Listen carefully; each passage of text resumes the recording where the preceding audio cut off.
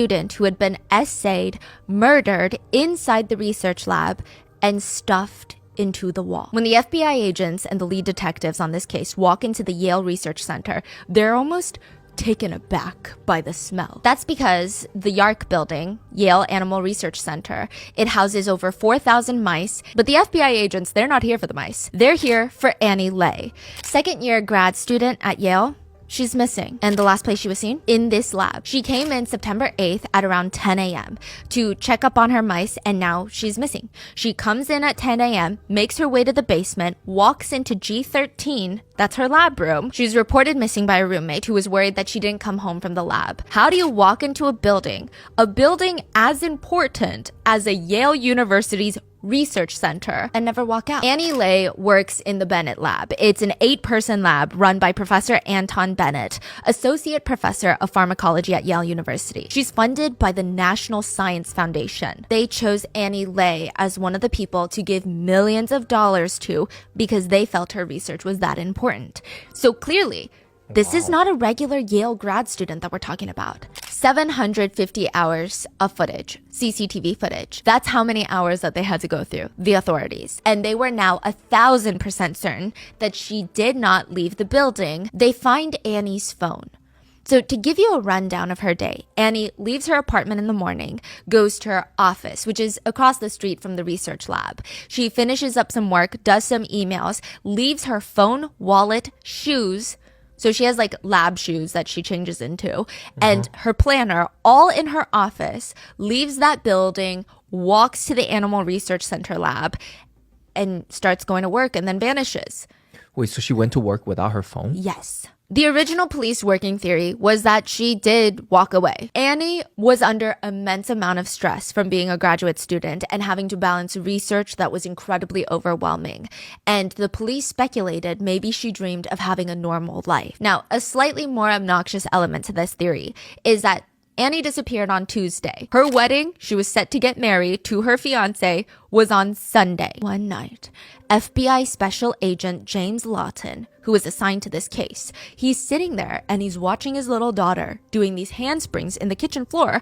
At first, Special Agent Lawton is smiling. You know, he's enjoying his time with his family. Wait, can you lay down for a second? He instructs his daughter to lay on the floor. He doesn't tell her why. He doesn't tell the rest of the family why either. He just silently walks over, picks up his daughter, throws her over his shoulder, and walks out the kitchen. Oh my God. He knows where Annie Lay is. It was a smell that the investigators knew all too well, or at least some of them knew it. It is the smell of 3,000 tons of trash on fire, burning at 2,500 degrees Fahrenheit. The police are searching through 3,000 tons of trash, looking for Annie Lay. The FBI agent realized that night after dinner, his daughter is the same height and size as Annie. 4'11", 90 pounds. Someone could have dragged her out. She's that petite. But yes, they checked the footage. Nobody was forcibly dragging anybody out of the building. It would have been caught on camera. Then they thought someone could have carried her out, but there was nobody leaving the lab with any suspicious looking suitcase or box that was enough to fit someone of that size. So maybe, just maybe, the only thing that had been going out of this building at this time, Trash chute? the trash. If that's the case, her body was going to get incinerated, so they need to keep searching. They finish searching through the trash and they find nothing. So they end up right back at the building, right back at the footage, right back over analyzing the day that Annie disappeared. That day, something strange did happen. At 12:40 p.m., about 2 hours after Annie walked into the building, every single person in that building walked out at the same time. Some of them have their fingers shoved into their ears because it's a fire. It's a fire alarm. There was a fire alarm set off, but it doesn't seem like anyone was genuinely concerned. This seems to be a thing that happens at the research lab because there's a lot of steam produced by these research cleaning equipments, but they should have been concerned, because standing amongst them in a pair of scrubs was a killer, and they had just killed. And their victim was hidden inside the massive 120,000 square foot building that they're all about to walk back into. There are 3 groups of beings inside the research center. 1, you have the researchers. 2, the lab techs. And 3, you have the subjects. You have the mice. There was whispers of a very crazy lab tech known as a control freak. I mean, I feel like you could argue that maybe they just cared about their jobs, but We don't know. So if a researcher is not keeping the standard of keeping the mouse cages very clean, the lab techs are allowed to let them know. Some people said that this one lab tech would get into this very annoying, condescending, self-important, authoritative way of yelling at researchers to keep their mice clean. They would straight up berate people. I mean, the best words that they could describe this person as was control freak. There was a rumor that a lab tech was having way too much fun with the mice.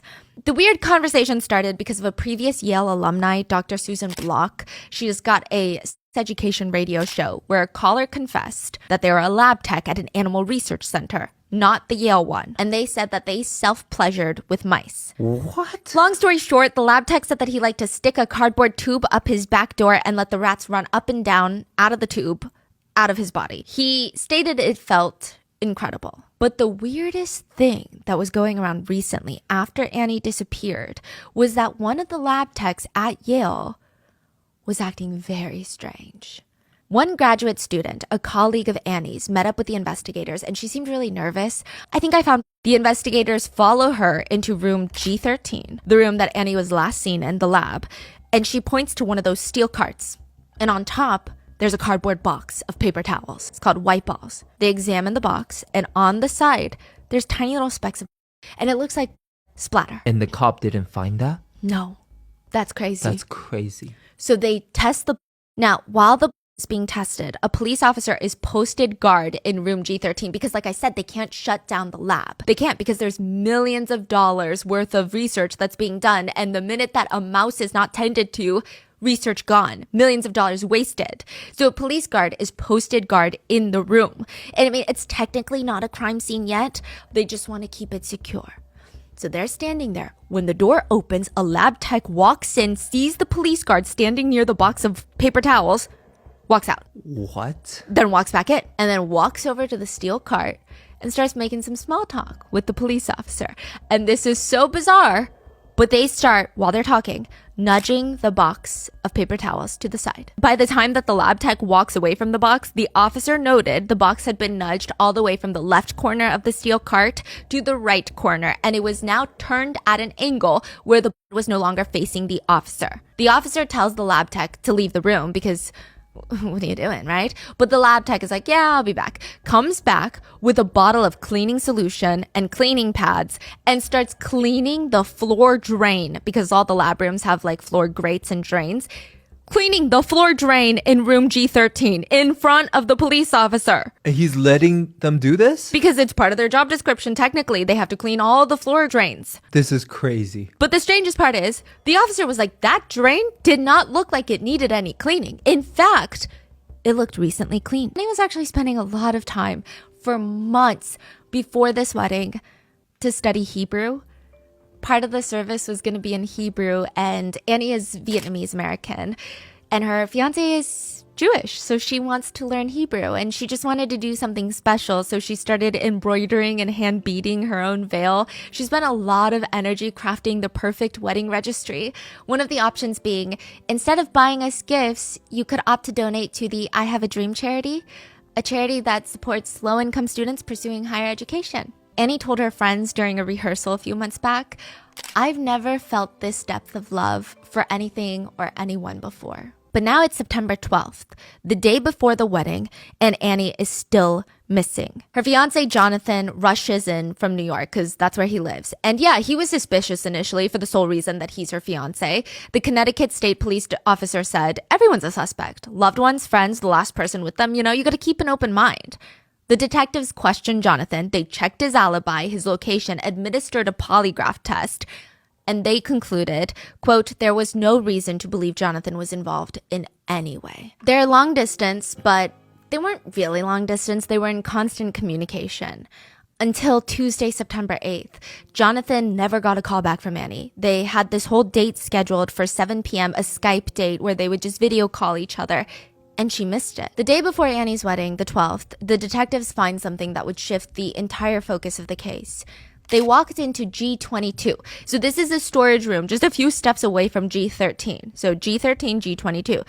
They find a small red bead, like the ones that you would find on a beaded necklace. And this was huge because this is Annie's necklace. She was seen wearing it that day when she walked into the lab, but she had never been in room G22 that day. Now, the officers, they hear more commotion outside. Another detective came across even more incriminating evidence in the hallways. There was a laundry bag found outside with a blue pair of sweatpants with dark red stains on them.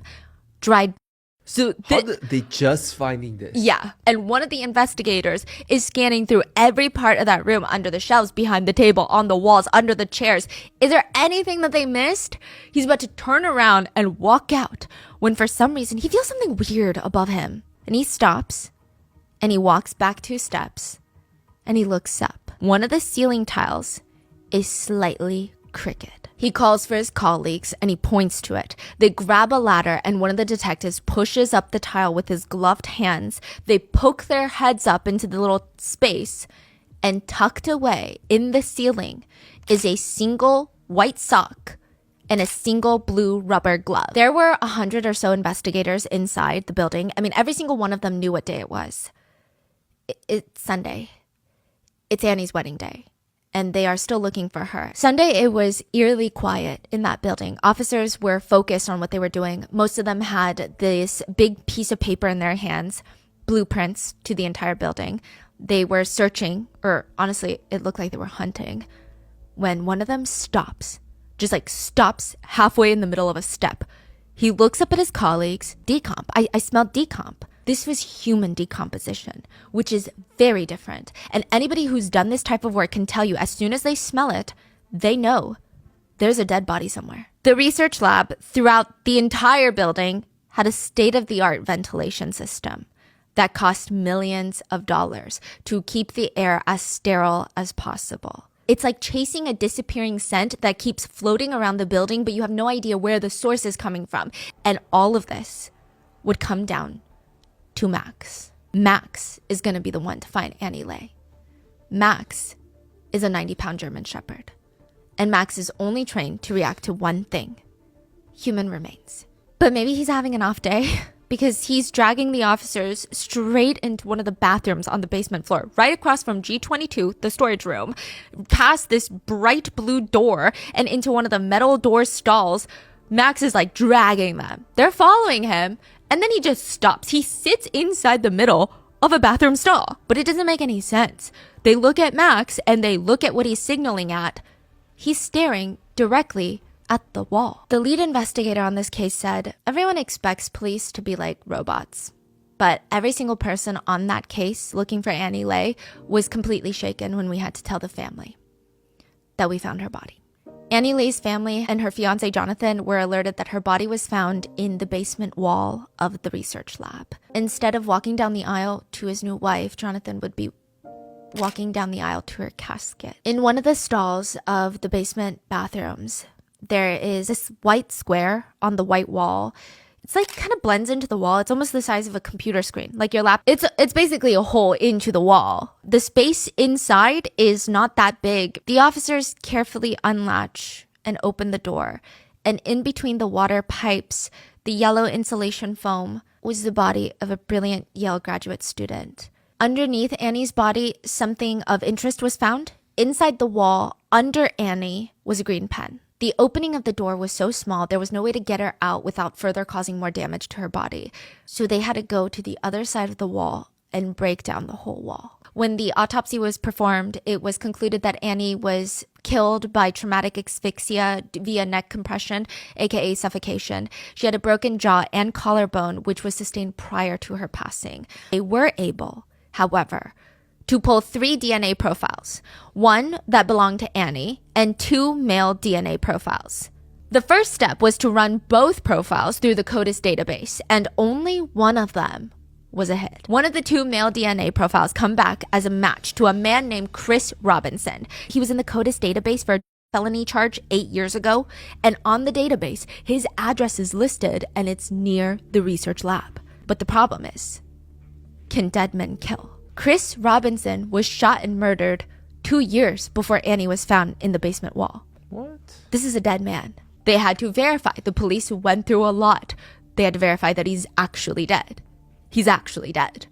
Okay, a twin. What? Twins have identical DNA sequences, so it could be a twin, No, Chris Robinson is confirmed to have no twin. The only other solution to that DNA being on her was 2007 and the summer months. 2007, a massive project gets started in New Haven, Connecticut. It's a research facility for Yale University, and the whole construction process was a huge ordeal. The building, it's going to have a rainwater collection system on the roof. The water is going to be treated, used to flush toilets, provide irrigation for the building. They had hundreds of people working on the building, skilled tradesmen, electricians, plumbers, general laborers, and on that long list of people, Chris Robinson. The odds of this happening are insane. But years ago, Chris Robinson worked on the construction of the lab, the research lab, building it. He's sweating through the 2007 Connecticut summer heat. His sweat beads drip down into the area where the electrical panel was. They seal up the drywall. What? Climate control kicks in the lab because this is a state-of-the-art facility where the temperature has to be maintained at a very cold level at all times. And all of that manages to preserve Chris's DNA, keeps it absolutely pristine, sweat bead. Wow. So that's how his DNA was pristine. And once Annie's body was placed into the wall, years later, his DNA was transferred to her skin and underwear. So now the authorities just have one DNA profile to go off of, and they have a pretty good idea of who they think it belongs to. The last person to see Annie alive. 2 days after Annie went missing, a lab tech actually walked up to an investigator and started making small talk with them. Are you guys looking for Annie? Oh yeah, I knew Annie. I actually saw her yesterday. The lab tech that told the police that, his name is Raymond Clark, the fiance of Jennifer, fellow Yale lab tech. Raymond has been working at Yale for the past 5 years. I mean, he's basically grandfathered in, if you will.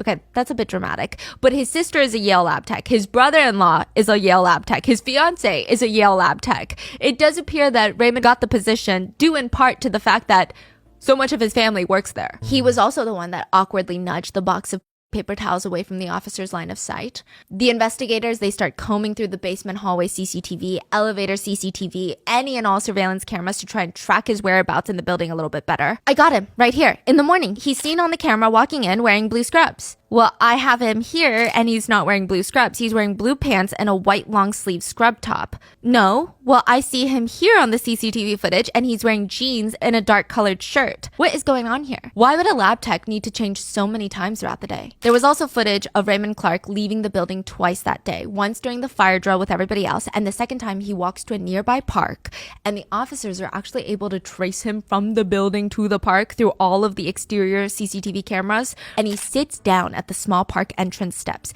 He pulls his knees up to his chest. He puts his hands up to his face, and it looks like he's about to have a panic attack. And a detective said, "You know what that looks like? That looks like someone who's thinking, what did I just do?" There was only a total of 3 people who swiped into G13 the day Annie disappeared. Annie, a man named Lucas Frey, and Raymond Clark. Lucas is a third-party contractor who did not see Annie that day and has no relation to Annie, and he was quickly ruled out. Now, the unsettling part is Annie's keycard activity stops out of nowhere completely at 10:09 a.m. Now, Raymond, he swipes into G13 at 11:04 and stays there for approximately 46 minutes. And then between 10:40 and 3:45 on September 8th, the day Annie disappeared, Raymond goes in and out of room G13 and G22 a total of 55 times. Raymond Clark's DNA and his bodily fluids were found on Annie's panty liner, but additionally, a stain matching his DNA was also found on the lab wall. Raymond had a thing for green pens. He wrote everything in green ink. That was like his trademark at work.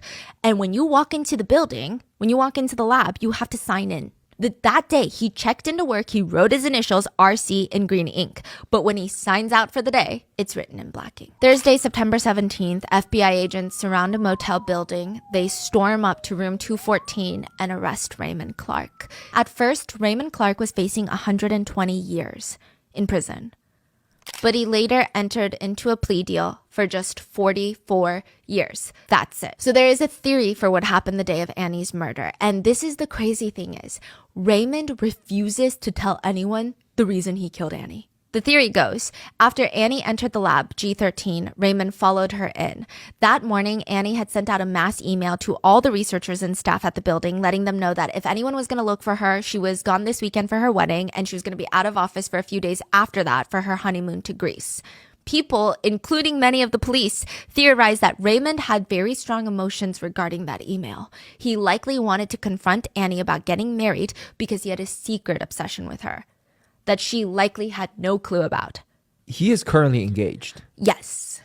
The only electronic evidence that they could find of interactions between the two were an email of Raymond telling Annie, clean the mouse cages better. Now, it's stated that Raymond realizes that she's getting married that weekend, confronts her in the lab, and she nicely but firmly rejects him. And with that rejection, he beats her, causing splatter that was found to have been cleaned up at the scene, essays her, attempts to murder her. He then likely takes a steel cart, transports her body to storage room G22. Now he moves her to G22 where he likely discovers that she's not dead and beats her a little more and asphyxiates her because there was splatter found in that room as well later. Now, it's likely he potentially tried to hide her body in the ceiling, but that did not work. Now, this is where the theory kind of splits off. Some netizens believe that Raymond had pulled the fire alarm for a number of reasons. He's the one that caused the fire alarm. Some believe that he was hiding the body right after the fire alarm, so nobody could see him in the chaos of things. Some believe he did it to give Annie an out of the building. Maybe he thought the fire alarm would be an easy way to overwhelm the CCTV footage and people would just assume she left with the fire alarm. Investigators on the case stated that they initially thought all of these things as well, but after investigating, they believe that the fire alarm has nothing to do with Raymond. So regardless of the fire alarm, the two differing sides of the theory come back together, and it's believed that after the fire alarm, Raymond transports her body to the restroom and hides her in the basement wall.